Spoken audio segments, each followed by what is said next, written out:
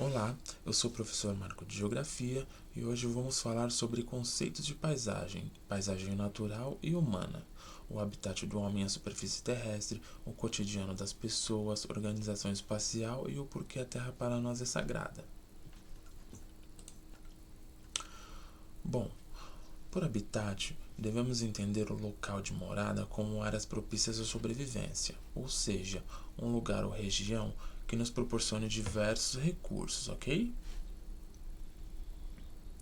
O homem é um ser vivo que não possui uma área específica, um tipo de clima ou de relevo que determine a sua fixação.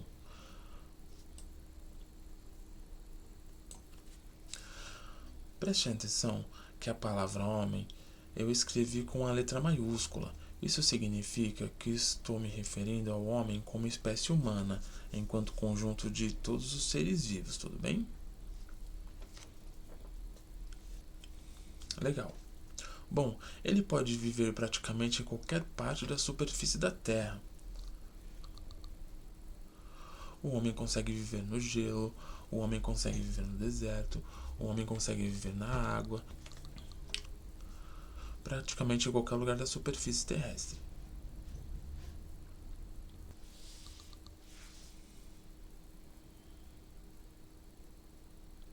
E sobre a superfície terrestre, vamos ver?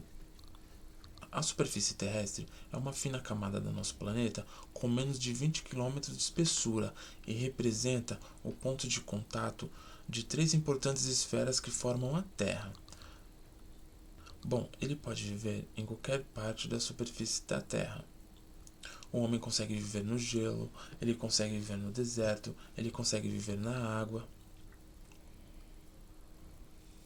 Mas e além da superfície terrestre? Será que o homem consegue viver? Teoricamente, a superfície terrestre possui uma camada de 20 quilômetros de espessura, ou seja, da superfície terrestre até a troposfera são 20 quilômetros. Acima disso, por exemplo, em 80 quilômetros, seria um habitat viável para um homem morar? Ou seria um terreno hostil? Vamos ver mais para frente sobre a superfície terrestre. A superfície terrestre é uma fina camada do nosso planeta com menos de 20 quilômetros de espessura e representa o ponto de contato de três importantes esferas que formam a Terra: a atmosfera, que é a camada gasosa, a litosfera, que é a camada sólida, e a hidrosfera, que é a camada líquida. Assim, a superfície terrestre abrange uma pequena parcela de cada uma dessas três esferas. Alguém sabe me dizer qual é a camada mais importante para o homem na atmosfera? Alguém falou troposfera? Muito bem.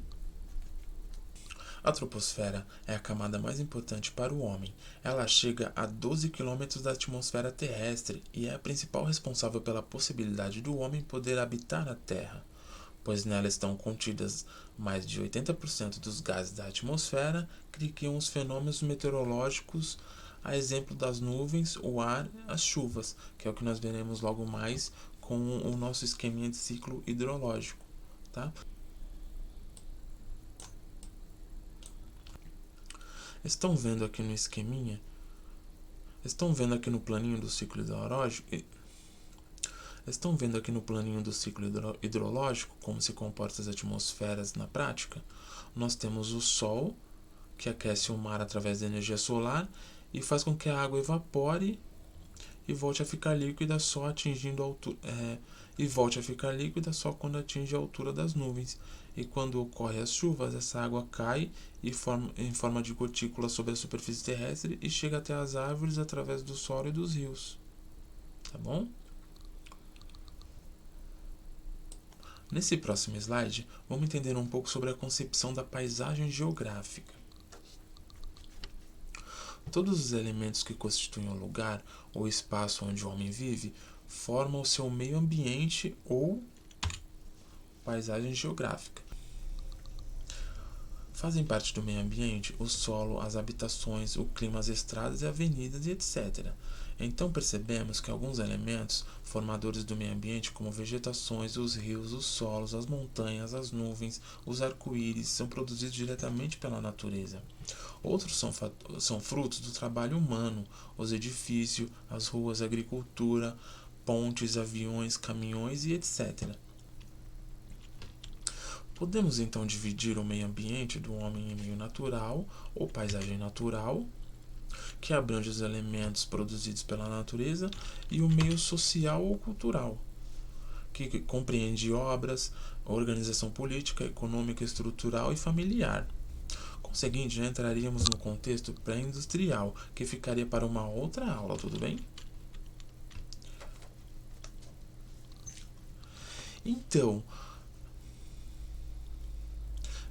Mas por que a Terra é sagrada para nós? A Terra é sagrada para nós porque nela estão as memórias de nossos ancestrais, como por exemplo memórias genéticas ou linguísticas. A geografia estuda o espaço constituído pelas formas naturais e pelas que foram criadas pelo trabalho humano, ou seja, o conjunto de relações que ocorrem na vida em sociedade. Olhando para a imagem, podemos ver que temos pessoas em atividades diversas no planeta. Temos um agricultor no canto inferior direito, um barco ao oeste no litoral. Ao noroeste vemos pessoas voando em um avião. Ao noroeste vemos pessoas voando em um avião. E no sudeste um operador de máquinas operando um caminhão, tudo bem? O espaço geográfico ou simplesmente espaço é analisado levando em conta os lugares, as regiões, os territórios e as paisagens. As relações sociais, econômicas e culturais explicam as suas dinâmicas e os seus constantes processos de transformações. Agora vamos ver essas questões melhor no próximo slide? O cotidiano das pessoas é influenciado ou mesmo determinado pela forma como o espaço é organizado. Isso quer dizer, por exemplo, que o mesmo tempo que uma pessoa no barco no Pantanal levaria para percorrer 20 km pode ser muito maior do que uma pessoa do terminal de ônibus de São Paulo. Vamos entender esse processo de organização espacial? O longo processo de organização e reorganização da sociedade deu-se ao mesmo tempo que a transformação da natureza primitiva em campos, cidades, estradas de ferro, minas, parques nacionais, shopping centers e etc.